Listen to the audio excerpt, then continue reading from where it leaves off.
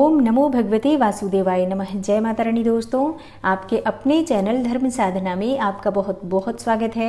माँ भगवती दुर्गा की कृपा आप और आपके पूरे परिवार पर सदा सर्वदा बनी रहे।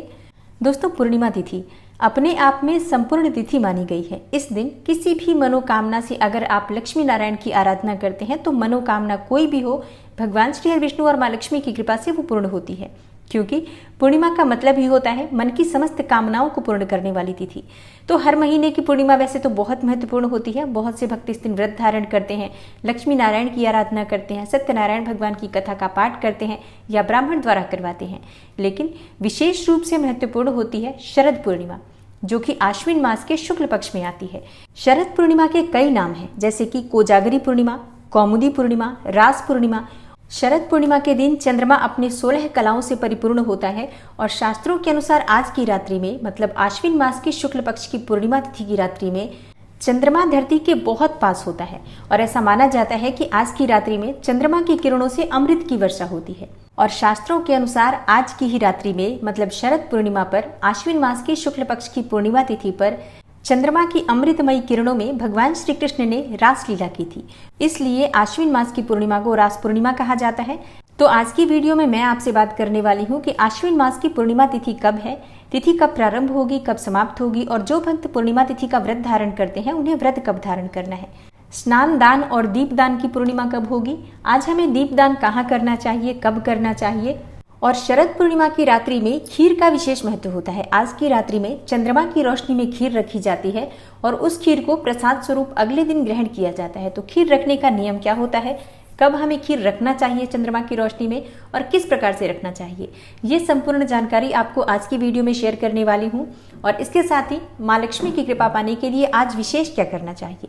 तो शरद पूर्णिमा से संबंधित संपूर्ण जानकारी के लिए वीडियो को पूरा जरूर देखिए और अगर आपको आज की वीडियो अच्छी लगे तो इसे लाइक भी जरूर कीजिए।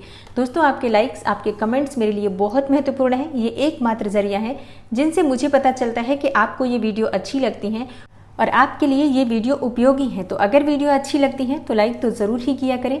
इसके साथ ही कमेंट बॉक्स में माता रानी के नाम का जयकारा भी ज़रूर लगाएं, इससे आपको सकारात्मक ऊर्जा की प्राप्ति होती है। और अगर आपका कोई भी सुझाव हो, कोई भी प्रश्न हो या कोई विशेष वीडियो देखना चाहते हैं तो उसके लिए भी आप कमेंट बॉक्स में ज़रूर लिखें। चैनल पर पहली बार आए हैं, अभी तक आपने चैनल को सब्सक्राइब नहीं किया है, तो आज की वीडियो अगर आपको अच्छी लगे तो चैनल को सब्सक्राइब जरूर कर लीजिए और बेल बटन को भी प्रेस कर लेंगे। तो इससे ये होगा कि इस चैनल पर जो नई वीडियो अपलोड होंगी उनकी नोटिफिकेशन आपको सही समय पर प्राप्त होगी। तो सबसे पहले बात करते हैं कि आश्विन मास की पूर्णिमा तिथि कब प्रारंभ हो रही है, कब समाप्त हो रही है और जो भक्त पूर्णिमा का व्रत करते हैं उन्हें व्रत कब करना है। देखिए, पूर्णिमा तिथि प्रारंभ हो रही है रविवार को, मतलब 9 अक्टूबर को सुबह 3:41 पर और पूर्णिमा तिथि समाप्त होगी 10 अक्टूबर को सुबह 2:25 पर। तो सूर्योदय कालीन तिथि भी हमें 9 अक्टूबर को ही प्राप्त हो रही है, रविवार के दिन। और पूर्णिमा का महत्व होता है रात्रि में, क्योंकि रात्रि में हम चंद्रमा को अर्घ्य देकर अपना व्रत खोलते हैं और आज की रात्रि में खीर भी रखी जाती है चंद्रमा की रोशनी में। तो ऐसे में रविवार को, मतलब 9 अक्टूबर को पूर्णिमा तिथि जो हमें प्राप्त हो रही है सुबह सूर्योदय काल में व्याप्त रहेगी और रविवार की रात्रि में भी पूर्णिमा तिथि रहेगी। इसलिए जो भी भक्त पूर्णिमा तिथि का व्रत धारण करना चाहते हैं वो 9 अक्टूबर को रविवार के दिन पूर्णिमा तिथि का व्रत धारण करेंगे। और स्नान दान इत्यादि अगर आप करना चाहते हैं तो वो भी आप रविवार को ही करेंगे, क्योंकि सुबह सूर्योदय काल में हमें पूर्णिमा तिथि प्राप्त हो रही है।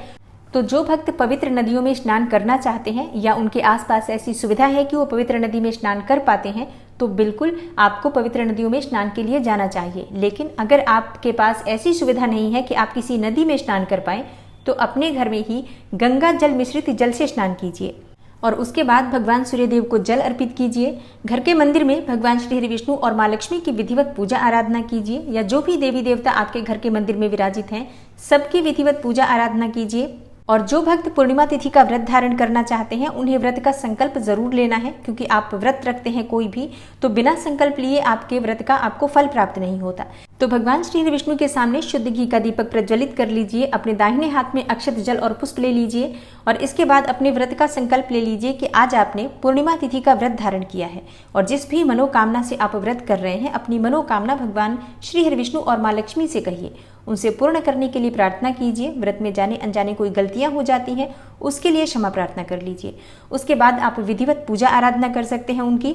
और हाँ, पूर्णिमा तिथि का व्रत आप किसी भी मनोकामना से धारण कर सकते हैं, जैसे कि संतान प्राप्ति की कामना है, धन प्राप्ति की कामना है, विवाह में बहुत अधिक देरी हो रही है, शीघ्र विवाह की कामना है, या मनचाहा जीवन साथी पाना चाहते हैं, दाम्पत्य जीवन को सुखमय बनाना चाहते हैं, पति पत्नी के रिश्ते को मधुर बनाना चाहते हैं, या कोई भी और मनोकामना है, मतलब किसी भी मनोकामना से आप पूर्णिमा तिथि का व्रत धारण कर सकते हैं, या बिना व्रत किए भी पूजा आराधना कर सकते हैं। और आज के दिन भगवान श्री लक्ष्मी नारायण की पूजा करके उनके सामने आपको सत्यनारायण की कथा का पाठ करना चाहिए। प्रसाद में आप फलों का भोग अर्पित कर सकते हैं, चाहे तो आटे की पंजीरी बनाकर भोग अर्पित कर सकते हैं, मिठाई का भोग अर्पित कर सकते हैं। और सत्यनारायण की कथा करने के बाद आप आरती जरूर कीजिए। उसके बाद परिवार के सभी सदस्यों में प्रसाद का वितरण करके स्वयं भी आप प्रसाद ग्रहण कर सकते हैं। लेकिन जो भक्त व्रत धारण करते हैं पूर्णिमा का, उन्हें इस बात का ध्यान रखना है कि अगर प्रसाद में अन्न मिला हुआ है तो आप शाम के समय चंद्रमा को अर्घ्य देने के बाद ही ये प्रसाद ग्रहण कर सकते हैं। और कई भक्तों के प्रश्न आते हैं कि कथा हमें किस समय पढ़नी चाहिए, सुबह या शाम को। तो देखिए, आप किसी भी समय पढ़ सकते हैं। मतलब अगर आपके पास सुबह इतना समय नहीं है कि आप कथा का पाठ कर सके, तो ऐसे में आप शाम को संध्या काल में भी कर सकते हैं। और पूर्णिमा तिथि की शाम को दीपदान जरूर करना चाहिए। दीपदान आप कहाँ कर सकते हैं? देखिए, दीपदान आप जलाशय के किनारे कर सकते हैं। अगर आपके घर के आसपास कोई भी सरोवर हो या कोई नदी हो जहाँ पर आप जाकर दीपदान कर पाते हैं तो अत्यंत श्रेष्ठ होगा। लेकिन अगर ऐसा संभव न हो तो आपके घर के पास कोई मंदिर हो, किसी भी देवी देवता का मंदिर, तो वहां जाकर आप दीपदान कर सकते हैं। अगर ऐसी भी सुविधा नहीं है तो आप अपने घर में जो तुलसी है, तुलसी के पास दीपदान कर सकते हैं। और घर के मंदिर में माँ लक्ष्मी के निमित्त एक दीपक प्रज्वलित करके कलावे की बाती उसमें प्रयोग कीजिए। 2 हरी इलायची उसमें डालिए या केसर डालिए और वहीं बैठकर आपको माँ लक्ष्मी के मंत्रों का आज जप करना चाहिए। देखिए, शास्त्रों के अनुसार आज की जो पूर्णिमा है उसे कोजागरी पूर्णिमा कहा जाता है, क्योंकि ऐसा माना जाता है कि आज की रात्रि में माँ लक्ष्मी धरती पर विचरण करने आती है और अपने भक्तों के यहाँ आती है, देखती है कि कौन भक्त जाग रहा है, और जो भक्त जाग कर उनकी आराधना करते हैं उनके घर में माँ लक्ष्मी का स्थिर वास हो जाता है। इसलिए आज की रात्रि में विशेष रूप से जागरण का महत्व है। तो प्रयास करना चाहिए कि आज की रात्रि में माँ लक्ष्मी के सामने शुद्ध घी का दीपक प्रज्वलित करके विधि विधान से उनकी पूजा करके और उसके बाद वहीं बैठकर माँ लक्ष्मी के किसी भी मंत्र का, कनकधारा स्तोत्र का, श्री सूक्त का पाठ करें, जिससे कि माँ लक्ष्मी की कृपा आपको प्राप्त हो। आज की रात्रि बहुत महत्वपूर्ण होती है। आज की रात्रि में आप कौड़ियाँ सिद्ध कर सकते हैं, श्री यंत्र की सिद्धि कर सकते हैं, मंत्रों को सिद्ध कर सकते हैं और पीढ़ी दर पीढ़ी के लिए माँ लक्ष्मी की विशेष कृपा प्राप्त कर सकते हैं। इसके अलावा शरद पूर्णिमा की शाम के समय खीर अवश्य घर में बनानी चाहिए। चावल और दूध को मिलाकर खीर बनाइए।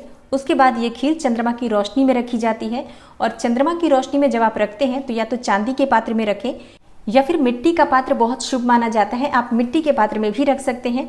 लेकिन अगर आपके पास मिट्टी का पात्र भी नहीं है, चांदी का पात्र भी नहीं है, तो ऐसे में आपके पास जो भी पात्र उपलब्ध है उसी पात्र में खीर रखकर उस खीर में आपको एक चांदी का सिक्का डाल देना है और छन्नी से या फिर कपड़े से ढककर, मतलब सफेद रंग का कपड़ा होना चाहिए जिसके आर पार खीर दिखाई दे, इस प्रकार से आपको कपड़ा लेना है। मलमल का कपड़ा आप ले सकते हैं या आपका कोई दुपट्टा हो जो आर पार दिखाई दे, आप उसका प्रयोग कर सकते हैं। और इससे ढककर ही आपको खीर रखना है। ऐसी जगह रखें जहां पर पूरी रोशनी चांद की आती हो। और इसके बाद इस खीर को पूरी रात्रि चांद की रोशनी में रहने दीजिए और ब्रह्म मुहूर्त में खीर उठाकर घर में लाइए। उस खीर में आपको मिश्री मिलानी है, धागे वाली मिश्री। देखिए, पहले से मिलाकर मत रखिए। जब आप खीर बनाते हैं आप बिल्कुल प्लेन खीर बनाइए, बिना मिश्री के, बिना चीनी के। और जब आप चांद की रोशनी में से लेकर आते हैं तब उसमें आपको मिश्री मिलानी है, धागे वाली मिश्री होनी चाहिए। और उस मिश्री को मिलाकर और फिर आप सबसे पहले स्नान इत्यादि करने के बाद माँ लक्ष्मी को अर्पित करेंगे। जो भी घर में देवी देवता विराजित है सबको वो खीर अर्पित कीजिए और उसके बाद परिवार के सभी सदस्य इस खीर को प्रसाद स्वरूप ग्रहण करते हैं तो सभी प्रकार की परेशानियों से मुक्ति मिलती है। मतलब अगर घर में किसी भी प्रकार का कलह क्लेश रहता है तो वो दूर होता है, आर्थिक समृद्धि की आपको प्राप्ति होती है। बहुत अधिक तनाव में कोई भी रहता है, जैसे कि परिवार में कोई भी सदस्य है जो बहुत अधिक तनाव की स्थिति में है या बच्चे हैं जो पढ़ाई में बहुत अधिक कमजोर हैं, तो ऐसे में शुभ विचारों के साथ अगर हम इस खीर को ग्रहण करते हैं तो सभी प्रकार की परेशानियों से मुक्ति मिलती है। दोस्तों, शरद पूर्णिमा की रात्रि में चंद्रमा की किरणों से अमृत की वर्षा होती है। तो ऐसे में अगर आप किसी भी प्रकार से तनाव में रहते हैं, बहुत अधिक मानसिक रूप से परेशान रहते हैं या फिर आपकी जन्म कुंडली में चंद्रमा कमजोर है, तो ऐसे में आपको चंद्रमा की रोशनी में आधे घंटे के लिए कम से कम जरूर बैठना चाहिए। चंद्रमा की रोशनी जब मनुष्य के शरीर पर पड़ती है तो सभी प्रकार के विकारों से मुक्ति मिलती है, नेत्र जनित पीड़ा से मुक्ति मिलती है। अगर स्मरण शक्ति बच्चों की कमजोर है तो बच्चों को थोड़े समय के लिए चंद्रमा की रोशनी में बैठने को कहिए और चंद्रमा के दर्शन करके उन्हें सोम सोमाय नमः इस मंत्र का जप करने के लिए कहिए। और अगर किसी को स्किन से संबंधित कोई भी परेशानी है, जैसे कि त्वचा संबंधी कोई भी विकार है, तो उसे दूर करने के लिए चंद्रमा की रोशनी में जरूर बैठना चाहिए। मतलब देखिए, अगर हम शास्त्रों की माने तो प्रत्येक मनुष्य को, चाहे वो छोटा व्यक्ति हो, बड़ा हो, बुजुर्ग हो, स्त्री हो या पुरुष हो, बच्चे हो, कोई भी हो, आज की रात्रि में अगर चंद्रमा की रोशनी में बैठते हैं तो सभी प्रकार की परेशानियों से मुक्ति मिल जाती है। आर्थिक, शारीरिक, मानसिक समस्त प्रकार की पीड़ा दूर हो जाती है आज की रात्रि में चंद्रमा के दर्शन करने से, चंद्रमा की रोशनी में थोड़े समय तक के लिए बैठने से। तो आज की रात्रि बहुत महत्वपूर्ण होती है।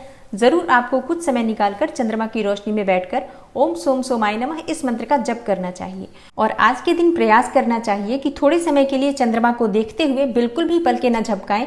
ऐसे अपलक अगर आप चंद्रमा को निहारते हैं तो इससे आंखों की रोशनी बढ़ती है, चेहरे पर आकर्षण बढ़ता है और रूप और सौंदर्य में वृद्धि होती है। तो आज का दिन बहुत महत्वपूर्ण है। आज राधा कृष्ण की पूजा जरूर करनी चाहिए। ठाकुर जी की आराधना करने से सभी प्रकार के दुख, दरिद्रता और गरीबी से छुटकारा मिल जाता है। मन चाहे जीवन साथी की कामना है तो राधे कृष्ण की आराधना करनी चाहिए। और दोस्तों, 9 अक्टूबर को पूर्णिमा तिथि है, तो 9 अक्टूबर से ही कार्तिक मास का स्नान प्रारंभ हो जाएगा। कार्तिक मास के स्नान से संबंधित संपूर्ण विधि की वीडियो आपको चैनल पर मैं बहुत जल्दी अपलोड करने वाली हूं, तो चैनल से जुड़े रहिए। और ये वीडियो अगर आपको अच्छी लगी हो तो वीडियो को लाइक कीजिए, ज़्यादा से ज़्यादा शेयर कीजिए और चैनल पर पहली बार आए हैं तो चैनल को सब्सक्राइब करके बेल आइकन को जरूर प्रेस कर लीजिए। मिलती हूँ मैं आपसे अगली वीडियो में, तब तक के लिए नमस्कार।